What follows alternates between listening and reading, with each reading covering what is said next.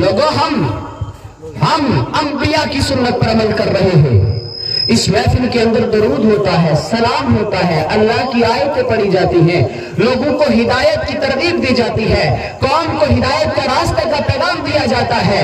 اور کیا ہوتا ہے اس محفل کے اندر؟ اللہ اور اس کے رسول کی تعریف ہوتی ہے. اور رسول اللہ, سبحان اللہ, رسول اللہ کی تعریف. الغرض حضرت جبریل امین نے یہی کہا کہ یہی بولے سدرا والے, چمنے جہاں کے تھالے, سبھی میں نے چھان ڈالے تیرے پائے کا نہ پایا. سبھی میں نے چھان ڈالے تیرے پائے کا نہ پایا.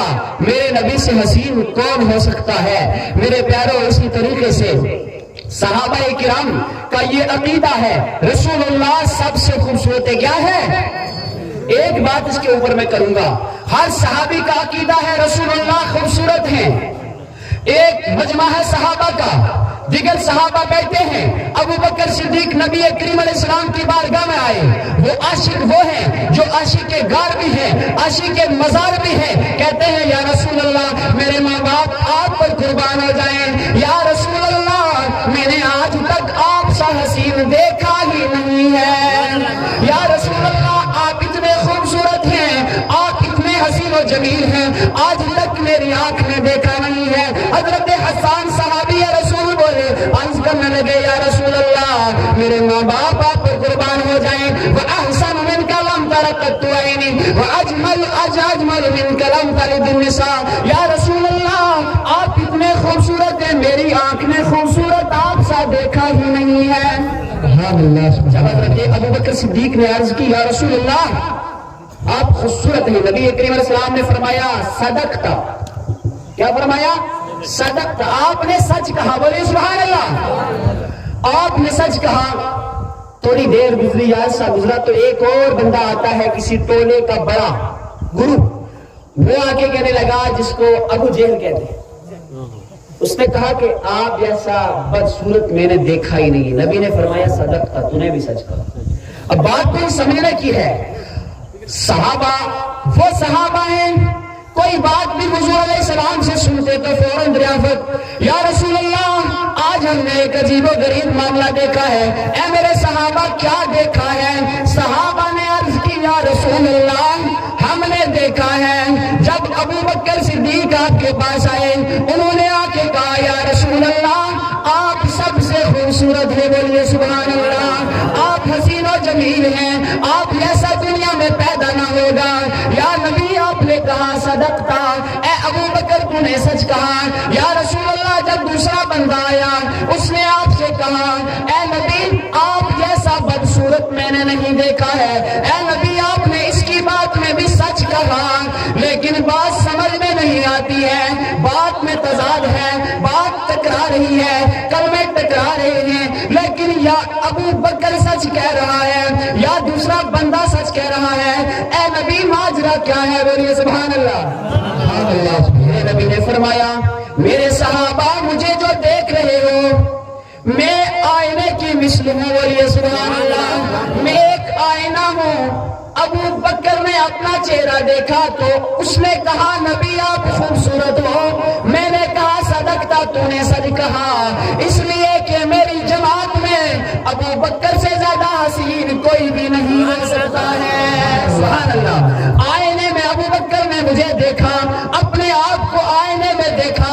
ابو بکر نے کہا کہ سچ کا. ابو بکر نے کہا کہ نبی حسین ہے, اس لیے کہ ابو بکر حسین ہے, جمیل ہے. نہ ہو خوبصورت ابو بکر, جب وصال ہو جائے, اور یہ طویل واقعہ ہے, حضور علیہ السلام دنیا سے پردہ کر گئے. ابو بکر تاریخ کی کتابوں میں علماء نے کثرت سے لکھا ہے اسی ہجر میں ابو بکر کا وصال ہوا ہے. سبحان اللہ. اسی ہجر میں, اسی غم میں روتے رہے, مصطفیٰ کی جدائی برداشت نہ کر سکے. وہ عاشق رسول ہے. اب یہ بات میں آپ کو تھوڑی بتا دوں آگے. ابو بکر صدیق کا وصال ہوتا ہے, کہتے ہیں اے میرے یارو, اے میرے دوستو, اے نبی کے صحابہ, اے نبی کے جانشینوں, اگر ابو بکر کا وصال ہو جاتا ہے تو ابو بکر کو غسل بھی دینا, جنازہ بھی پڑھانا, پڑھا کے مدینے کی گلیوں سے لے کے گزرنا. سبحان اللہ. اے ابو بکر آگے کیا کرنا ہے؟ عاشق نے جواب دیا کہ اس میری میت کو نبی کے دربار کے سامنے رکھ دینا. سبحان اللہ. بات غور سے سنیں. میری میت کو نبی کریم علیہ السلام کے دربار کے سامنے رکھ دینا. دروازہ بند ہوگا تو ویسے رہنے دینا, کھلا ہوگا تو ویسے رہ دینا. لیکن صحابہ نے, حضرت ابوبکر صدیق کا وصال ہوا, مولا کائنات ہے, حضرت عثمان ہے, حضرت فاروق اعظم ہے, صحابہ نے میت کو اٹھایا, گلیوں سے گھماتے ہوئے دربار مصطفیٰ کے سامنے رکھ دیا. بولیے سبحان اللہ. فرمایا میری میت کو نبی کے دربار کے سامنے رکھ دینا. اگر دربار سے جواب آئے گا میرے یار کو لے آؤ تو مجھے اندر لے جانا, ورنہ مجھے جنت البقیع میں بھی دفن نہ کرنا. ایسے عاشق مجھے اندر لے جانا ورنہ عام قبرستان میں دفن کر دینا. لیکن جب عاشق کے جنازے کو, عاشق کی میت کو اٹھا کے لایا گیا, صحابہ کرام عاشق کی میت کو لا رہے ہیں گھومتے ہوئے مدینہ کی گلیوں سے. جب نبی کریم علیہ السلام کے دربار کے سامنے پہنچے تو فرمایا, اب صحابہ نے رکھ دیا, جواب اندر سے آئے گا. میرے پیاروں, بات نکتے کی ہے. اب کچھ یہ کہتے ہیں وہ نہیں ہیں یا چلے گئے معاذ اللہ. نعرہ تکبیر, نعرہ رسالت. کھڑے ہو جائیں اور مفکر اسلام کا استقبال کریں. نعرہ تکبیر, نعرہ رسالت, نعرہ رسالت, نعرہ رسالت. خطیب اہل سنت, مفکر اسلام, مفکر اسلام, قائد اہل سنت, قائد اہل سنت, حضرت علامہ مولانا مفتی فاروق حسین مصباحی صاحب, حضرت علامہ مولانا مفتی فاروق حسین مصباحی صاحب, قائد اہل سنت, قائد اہل سنت. نعرہ تکبیر.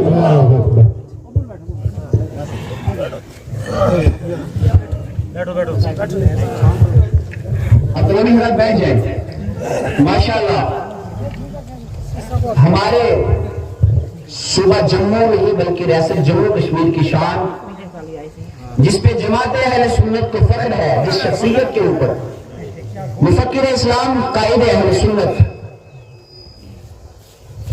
فصیح اللسان, بلیغ البیان, حضرت علامہ مولانا مفتی فاروق حسین مصباحی, شاہی امام مرکزی جامع مسجد پونچھ, نائب صدر صوبہ جموں جماعت اہل سنت رجسٹرڈ صوبہ جموں تشریف فرما ہے.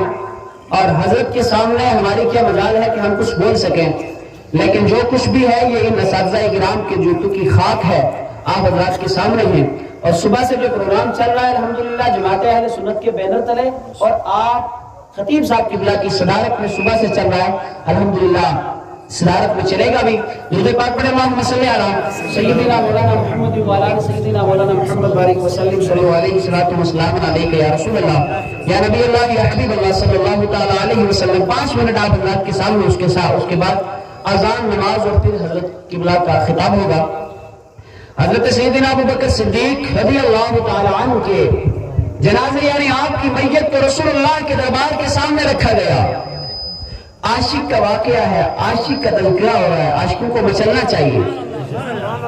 عاشق رسول کا جنازہ جب حضور صلی اللہ تعالی علیہ وسلم کے دربار کے سامنے رکھا گیا, اور دربار کے سامنے رکھنے کے بعد وصیت یہ تھی کہ میری میت کو حضور کے سامنے رکھ دینا, جواب آئے گا, اگر وہاں سلام کرنا جواب آئے گا, اگر وہاں سے اندر بلایا گیا تو مجھے اندر لے جانا, اگر نہ بلایا گیا تو مجھے نہ لے جانا.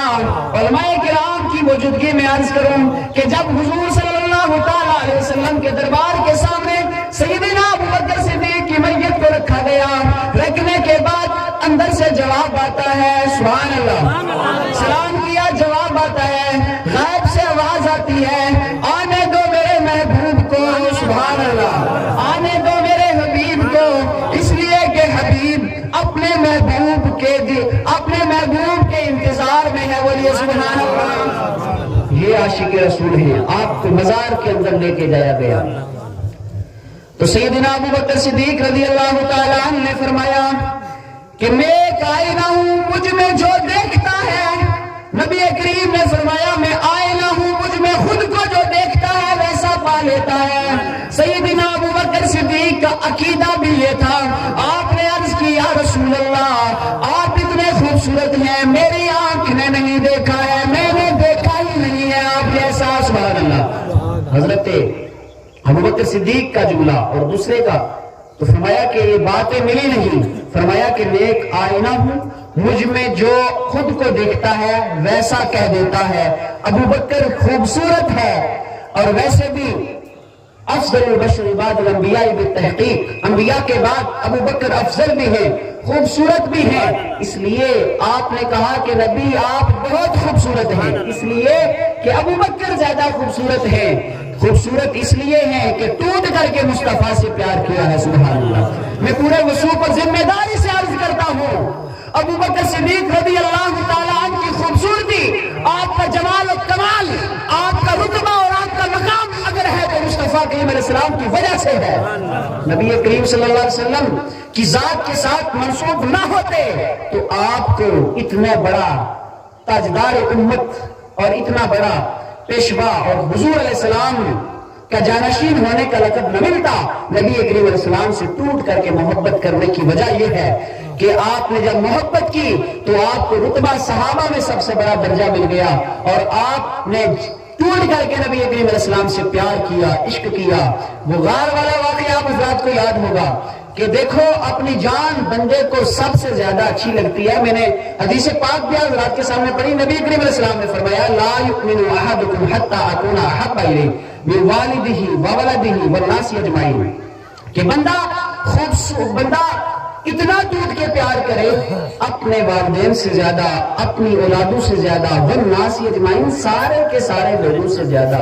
اور اس بات کے اوپر جب ابوبکر صدیق کی جان کا معاملہ ہو تو سانپ جہاں سے آیا اور جہاں خطرہ تھا وہاں ایڑی رکھ دی، سانپ نے آپ کے پیر کو ڈنگ بھی دیا، زہر بھی گیا، لیکن یہ کبھی گوارا نہ ہوا کہ یہ سانپ اندر آ جائے اور میرے آقا کو عزیز دے دے۔